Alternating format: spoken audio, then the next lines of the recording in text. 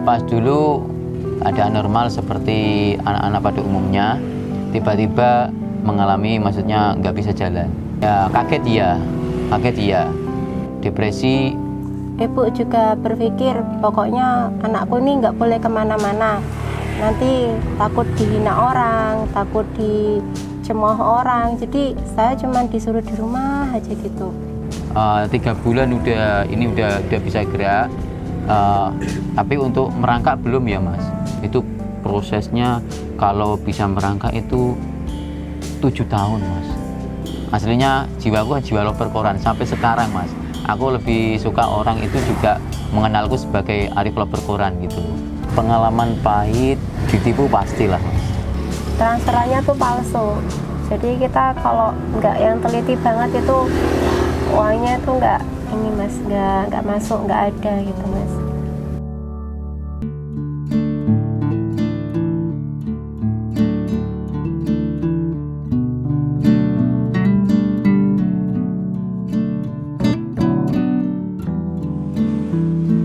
Tak jauh dari terminal wisata Bakalan Krapia Kudus, terdapat ruko kecil yang dibuat untuk menjual beragam jenis pakaian. Tempat itu milik Muhammad Arif dan Anik Mahmudah, pasangan difabel yang kini menekuni bisnis jualan pakaian secara online. Bisnis yang dimulai sejak awal pernikahannya pada 2018 itu kini bisa dikatakan sudah cukup besar.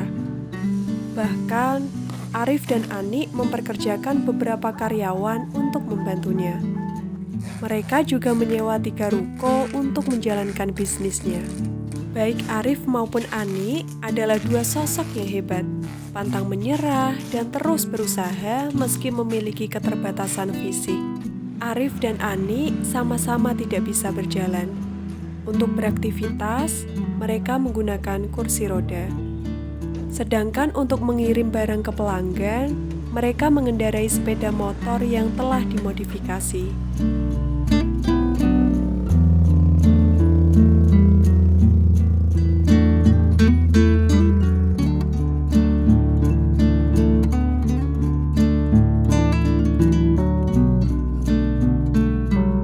Dulu itu pas awal-awal itu kita di Rusunawa Mas. Ya, tempat tinggal di Rusunawa itu 1,5 tahun. Kalau dulu kita tuh masih jualan dropship gitu Mas, jadi kita ngejualin produknya orang kayak gitu, kayak hijab, entah kosmetik, entah apa gitu. Karena kalau pembeli kalau nggak ngelihat ada stok kan pasti mereka ragu, ini jualan beneran apa enggak kan gitu. Jadi kita beranikan diri untuk nyetok.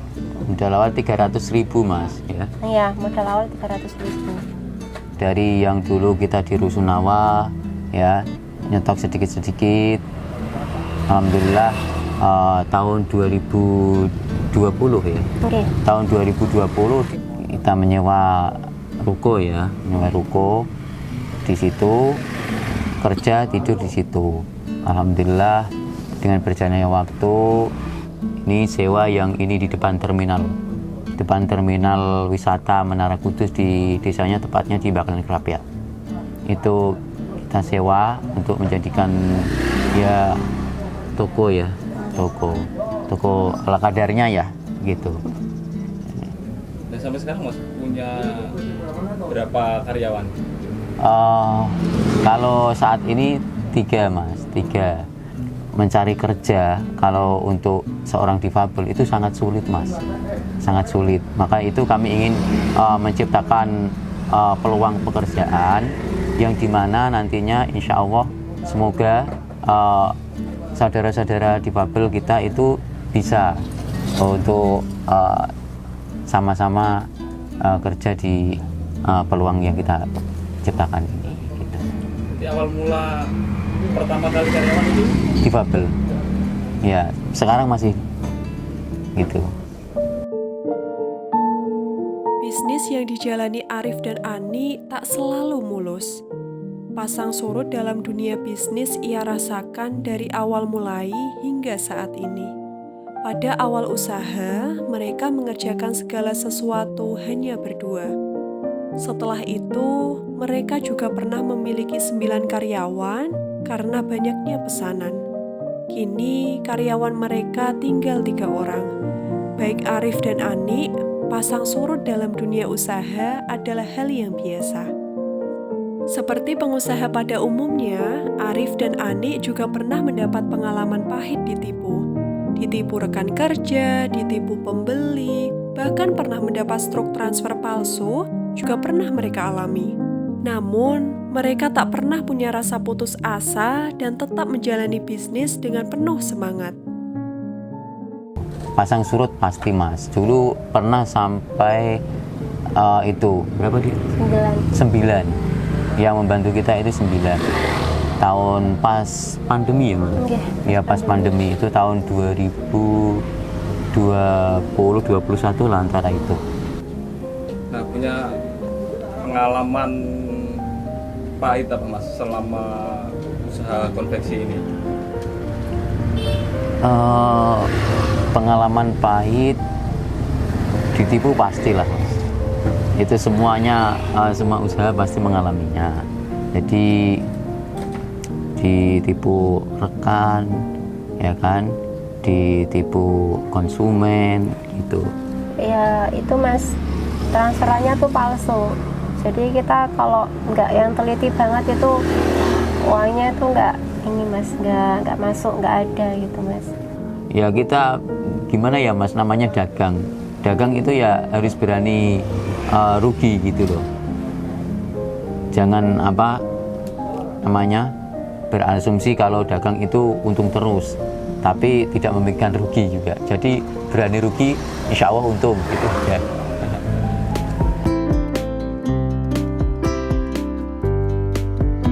Sebelum menekuni bisnis berjualan pakaian, Arif lebih dikenal masyarakat Kudus sebagai loper koran. Dulu, pria kelahiran 1986 itu selalu mangkal di Jalan Mangga Kudus menjajakan beragam koran dan tabloid.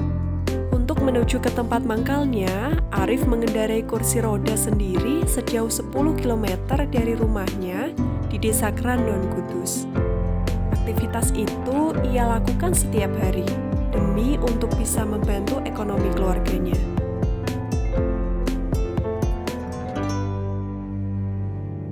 Loper koran itu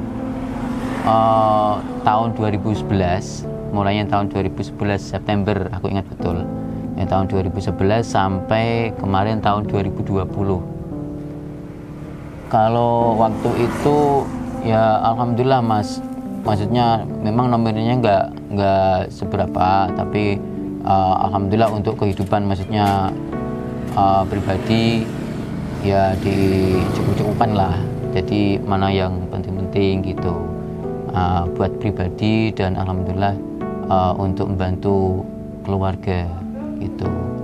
Jadi membantu keluarga, dulunya aku menyekolahkan adik-adikku, jadi membantu yang biaya SPP dan yang lain gitu. Jadi sampai SMA. Aslinya jiwaku jiwa loper koran sampai sekarang Mas.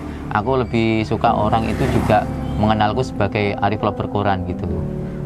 Itu cuma dengan beriringi waktu, nggak mungkin aku di panas-panasan terus kan gitu. Istri terutama ini yang dari 2018 udah berkeinginan untuk aku nggak jualan koran lagi di jalan, tapi aku yang masih kekeh sampai tahun berapa deh? Tahun 2020 aku baru mau untuk bukan berhenti ya, tapi di rumah bantu istri jualan online ini gitu. Tapi jiwa tetap loper koran Mas gitu. Arif terlahir normal, namun pada usia 16 tahun dirinya mengalami kecelakaan saat mengendarai sepeda. Akibat kecelakaan itu, dia mengalami gangguan syaraf tulang yang kemudian menyebabkan kedua kakinya lumpuh. Beberapa tahun setelah kejadian itu, pria yang hanya menamatkan sekolah menengah pertama tersebut hanya berdiam di rumah. Hingga pada suatu ketika, ada dermawan yang memberinya kursi roda. Pas dulu keadaan normal ya, keadaan normal seperti anak-anak pada umumnya, tiba-tiba mengalami, maksudnya nggak bisa jalan. Tuh, ya kaget ya. Depresi lebih ke yang kaget. Intinya dulu gini, ini sebentar. Pemikiranku seperti itu. Tapi aku kembali lagi. Aku cuma gini, ini adalah takdir yang harus aku jalani. Ini takdir hidupku. Jadi untuk pemulihan yang ini alhamdulillah agak cepat. 3 bulan udah bisa gerak. Tapi untuk merangkak belum ya Mas. Itu prosesnya kalau bisa merangkak itu 7 tahun Mas. Baru bisa merangkak itu dengan sendiri gitu. Dulunya kan aku kan di rumah ya Mas, nggak bisa ngapa-ngapain ya kan. Tapi keinginanku kan kuat ya. Keinginanku kuat untuk mandiri. Intinya kepengen kemana-mana sendiri, mencari apa ya Mas, kerja yang bisa aku lakukan sendiri. Intinya itu ya. Dulu alhamdulillah ada yang ngasih kursi roda. Nah itu setelah kursi roda aku mencoba apa yang agak jauh karena tekadku kan memang kuat. Terus aku muter-muter ya di Kudus gitulah. Nah jadi aku ketemu di Lobar Koran, maksudnya itu berawal dari pas aku lihat toko koran, aku punya inisiatif jualan koran. Karena pikirku kalau jualan koran, aku bisa sendiri. Jadi koran aku taruh samping kanan, samping kiri, dengan mengayuh kursi roda, itu alhamdulillah bisa aku lakukan sendiri gitu. Berbeda dengan suaminya, Ani tidak bisa berjalan di usia 1,5 tahun. Perempuan kelahiran Mayong, Jepara 34 tahun lalu itu mengalami jatuh yang menyebabkan kedua kakinya lumpuh. Sejak kecil, Ani tidak diizinkan keluar oleh ibunya. Bahkan, dirinya terpaksa tidak sekolah karena ibunya takut dirinya mendapat ejekan dari orang lain. Kejadiannya tuh hampir sama kayak Mas Arif. Cuman kalau aku kan waktu kecil, kalau Mas Arif udah remaja, tapi kejadiannya hampir sama kayak gitu. Jadi memang apa ya Mas, sedih banget kalau diceritain. Terus maaf ya, itu bapak sama ibu saya juga bercerai. Dari situ ibu juga berpikir pokoknya anakku ini nggak boleh kemana-mana, nanti takut dihina orang, takut dicemooh orang. Jadi saya cuma disuruh di rumah aja gitu. Jadi kalau misalnya ada teman-teman yang main, ya mereka yang datang ke rumah, saya nggak boleh kemana-mana gitu. Terus emak juga mengajari saya membaca, dibelikan kayak apa ya Mas, buku. Terus setiap kali saya nonton TV gitu, emak bilang gini, setiap apa yang kamu lihat, apa yang kamu dengar itu dipelajari gitu. Kalau nggak paham tanya ke emak, nanti emak yang apa ya Mas, terjemahin gitu. Jadi kayak berita gitu, itu beritanya apa, nanti emak yang terjemahin, ini maksudnya gini kayak gitu. Dulu pertama kali saya keluar ketemu sama teman-teman difabel itu, dulunya kan nggak boleh kemana-mana. Terus waktu itu pas puasa 2015 itu ada kayak komunitas gitu kan Mas, ngadain buka puasa itu di pantai Tol Awur itu. Awalnya kan emak nggak boleh, nggak ngizinin, nanti kamu di sana dihina orang, nanti gini kan gitu. Terus akhirnya emak ngebolehin, tapi dengan syarat emak harus ikut sampai ke sana. Terus sampai sana, karena memang di sana banyak teman-teman difabel, di situ emak tuh ngelihat, ya Allah ternyata ini yang seperti ini bukan hanya anak saya gitu. Ternyata Allah itu maha adil gitu, nggak seperti yang saya pikirin, yang menderita itu bukan anak saya aja, tapi banyak anak-anak yang lain. Dari situ pemikiran emak saya tuh mulai terbuka, akhirnya saya boleh ketemu sama teman-teman yang lain gitu. Pertemuan Arif dan Ani terbilang cukup unik. Mereka berkenalan melalui Facebook pada 2015. Namun, Arif telah mengenal istrinya lebih dulu melalui koran yang ia baca. Saat itu Arif masih menjadi loper koran dan setiap hari membaca koran yang ia jual. Kebetulan saat itu dirinya membaca profil Ani yang kala itu dimuat di Radar Kudus. Profil Ani dimuat sebagai seorang difabel yang menjalankan bisnis online. Setelah membaca itu, Arif yakin bahwa Ani adalah jodohnya meski dia belum pernah bertemu. Ini dulu gini mas ceritanya. Dulunya kan aku jualan koran ya kan. Tiap pagi otomatis baca koran ya. Gitu. Jadi ada istri dulu pas diliputannya dimasukkan di koran. Nah, aku cuma ada semacam mas keyakinan kalau ini nanti jodohku. Jadi aku mengadu sama Yang Maha Kuasa saat itu juga, ya Allah, kalau memang aku ditakdirkan menikah dan ini jodoh pilihan terbaik darimu untukku, maka dekatkanlah. Selang 3 hari istri ini meng-add Facebookku gitu. Namanya hampir sama tapi tidak sama, tidak ada foto profil, tapi yang membuat aku keyakinan kalau ini adalah yang muncul di koran adalah itu difabel, alamatnya di Mayo. Jadi aku langsung inbox itu. Kalau memang ini tak inbox, kalau benar berarti adalah sebuah jawaban dari yang aku kemarin gitu sama Yang Maha Kuasa. Pertama kali ketemu itu kapan?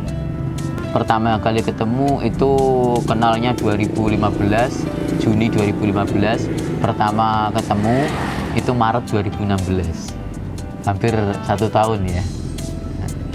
Ya itu. Pas di sana juga ada kumpulan disabilitas ya. Naik angkot, aku ke sana pertama kali naik angkot jurusan pokoknya angkot-angkotan umum lah. Itu ke sana sendiri. Terus aku bilang sama emak dulu, sama emaknya gitu. Jadi aku bilang ini aku yang namanya Arif, numpang angkot ke sini, jadi aku nggak punya apa-apa, intinya itu. Dengan keadaanku segala keadaanku apa adanya gitu. Jadi alhamdulillah emak dulu itu boleh mengizinkan gitu. Setelah itu pertemuan pertama aku kesana beberapa bulan sekali. Sampai aku punya motor ya, kasih bantuan dari komunitas Gebrak dulu itu dapat bantuan motor. Nah setelah itu kesana naik motor ke sana. Nah 2 kali ya kemungkinan kurang lebih. Nah itu terus istri aku suruh untuk di Solo mas, untuk ke Solo untuk pelatihan sama difabel seluruh Indonesia, pelatihan menjahit di sana. Karena aku melihat kan istri dulu kan bisa jahit. Nah apa salahnya itu dioptimalkan gitu loh mas, maksudnya. Dan aku bilang sama istri di Solo 1 tahun, kalau sudah dari Solo nanti udah pulang 1 tahun itu langsung kita nikah. Pada tahun 2018, akhirnya kedua pasangan difabel itu menikah. Pernikahan tersebut dilaksanakan secara sederhana. Arif menggunakan uang yang ia tabung dari pekerjaannya sebagai loper koran. Arif tidak ingin membebani keluarganya dan tidak ingin memiliki tanggungan setelah pernikahan. Karena saran dari istrinya, Arif akhirnya berhenti menjadi loper koran. Dia fokus membantu istrinya yang berjualan pakaian secara online. Usaha yang dijalankan mulai dari kecil itu kini sudah berkembang dan terbilang cukup besar. Arif dan Ani adalah pasangan difabel yang penuh semangat dalam menjalani hidup. Mereka menjalani hari-hari selalu bersama. Suka dan duka bagi mereka adalah bumbu kehidupan yang harus disyukuri. Keinginan mereka sederhana, ingin melihat kaum difabel mendapatkan tempat layaknya orang pada umumnya dan mampu mandiri dalam menjalani kehidupannya.